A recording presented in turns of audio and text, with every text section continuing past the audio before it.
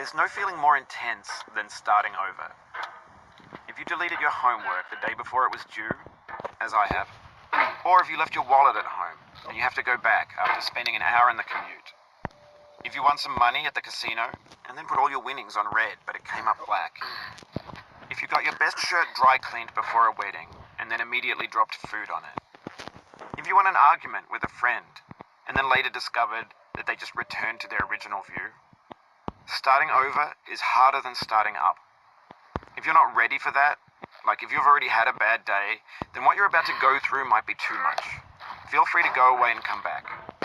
I'll be here.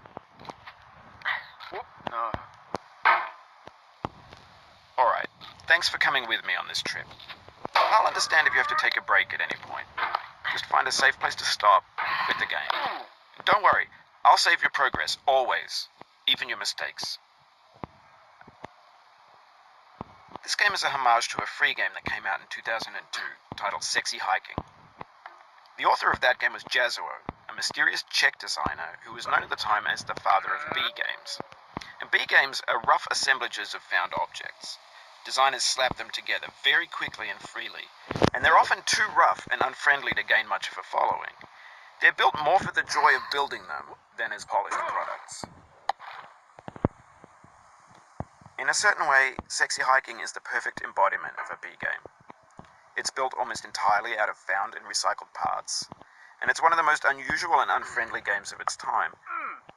In it, your task is simply to drag yourself up a mountain with a hammer. And that act of climbing, in the digital world or in real life, has certain essential properties that give the game its flavor. No amount of forward progress is guaranteed. Some cliffs are too sheer or too slippery. And the player is constantly, unremittingly in danger of falling and losing everything.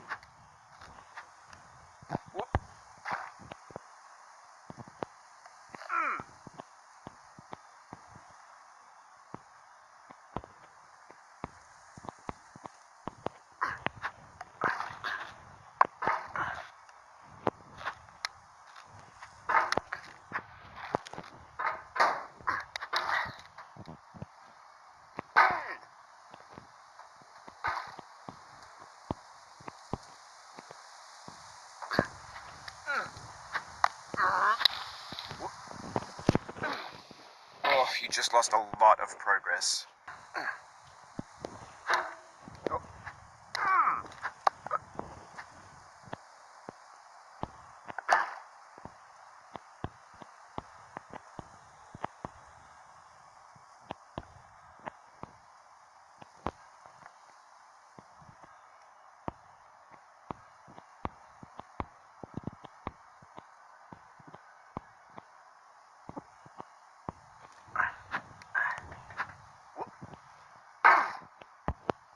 In sexy hiking is real.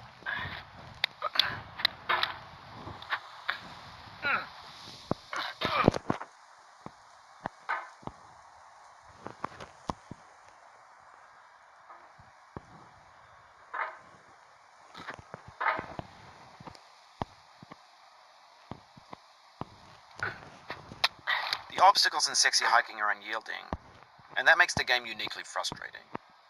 But I'm not sure Jazuo intended to make a frustrating game.